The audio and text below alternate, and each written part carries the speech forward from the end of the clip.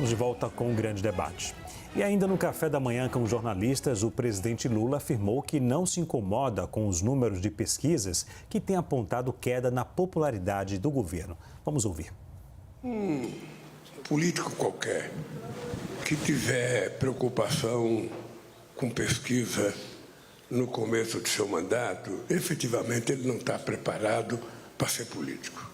A mim não me incomoda, porque eu sei o que estamos fazendo, sei o que estamos plantando, sabe, o que a gente está plantando, se a gente colocou a semente certa, a gente sabe o que vai colher. Você pensa que eu esqueci da cervejinha, da picanha? Eu não esqueci, eu ainda falo até hoje, de que o preço da carne já baixou, e tem que baixar mais, tem que baixar muito mais, nós sabemos que tem que baixar mais. Ou você baixa o preço da comida ou aumenta o salário do povo. É a forma de você permitir que ele tenha acesso às coisas.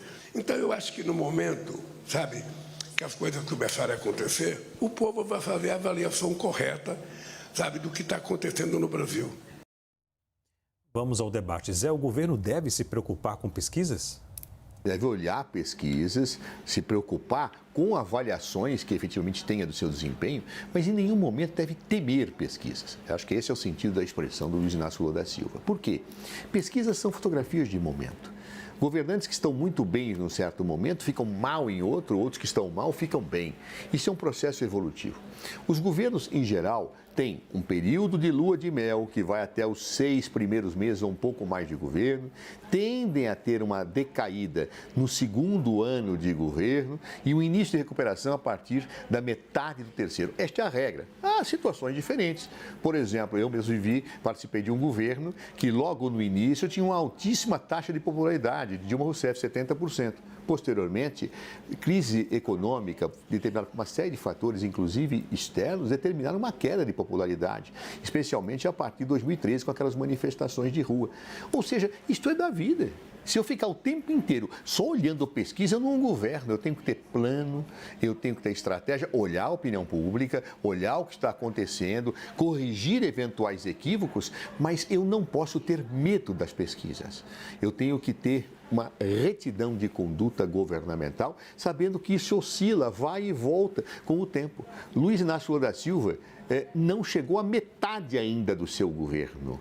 Nós tivemos o final do primeiro ano agora, estamos terminando o 4º mês, 1 ano e 4 meses. Ele tem mais 2 anos e 8 meses para concluir o seu mandato. E justamente a partir do ano que vem é que as licitações terão sido concluídas, que eu começarei a fazer uma execução mais firme dos contratos, eu teria corrigido eventuais equívocos da equipe, eu terei sintonizado certas situações. Claro, eu não estou aqui propondo ou pregando desprezo pelas pesquisas, elas são muito importantes como um espelho da realidade.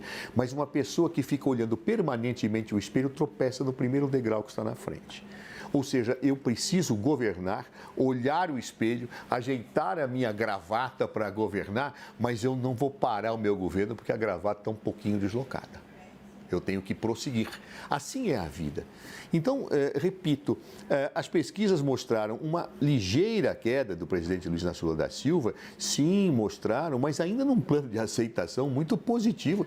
Em alguns estados, como se demonstra, ele tem, inclusive, mais aprovação do que teve de votos. Isso no total acontece isso. Ou seja, algumas pessoas que não votaram nele estão aprovando o seu governo. Tudo isso tem que ser olhado com bastante cuidado e olhar a pesquisa não significa temê-las, nem desviar sua rota para só mirar um espelho e não o horizonte que ele tem que conseguir e perseguir durante os 4 anos de mandato. Caio, o governo deve se preocupar com pesquisas? Claro que sim, especialmente quando elas demonstram uma queda na avaliação, do desempenho dessa administração. Isso daí chega a ser até uma obviedade. Eu queria destacar aqui um trecho da fala do Lula, que a gente acabou de observar. Ele disse o seguinte: se a gente plantou a semente certa, sabemos o que vamos colher. E quem disse que eles plantaram a semente certa? Olha só a repercussão, por exemplo, da moeda internacional, né, do dólar frente ao real, que está desvalorizado simplesmente em razão de movimentos do governo Lula. Então, são questões complexas, aí de natureza de responsabilidade fiscal, também há avanços aí, uma certa ingerência nas grandes empresas estatais do Brasil, esse tipo de coisa. Tudo isso é plantar a semente errada, né, para colher problemas no futuro. Da mesma forma, a gente pode identificar que as posições do governo Lula, econômicas e também nas relações internacionais, causaram aí, vamos dizer assim, uma queda, né, de 17 bilhões de dólares, mais de 85 bilhões de reais em investimento estrangeiro em 2023 e tiraram o Brasil da lista, né, dos CEOs feito pela PricewaterhouseCoopers em termos de melhor lugar para investimento. Da mesma forma, a gente teve uma queda, né, na formação bruta de capital fixo na ordem de 3%, ou seja, os detentores do capital estão investindo menos em bens que geram outros bens, como, por exemplo, maquinário. Então, tudo isso a partir das sementes que foram plantadas pelo governo Lula. E não vamos esquecer, está havendo uma desaceleração da produção da riqueza no Brasil. Embora o PIB tenha sido positivo, né, em 2023, quando nós comparamos o primeiro trimestre com o último, houve uma desaceleração tremenda. O último trimestre móvel, o crescimento que foi divulgado, pelo menos pelo IBRE da FGV, é de 0,1%.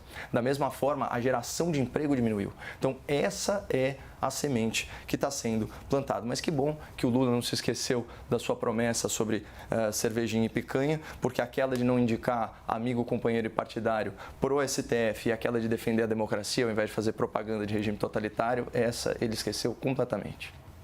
Ok, senhores, obrigado pelo debate de hoje. O grande debate termina aqui. Lembramos que as opiniões que foram emitidas pelos comentaristas não refletem necessariamente a posição da CNN.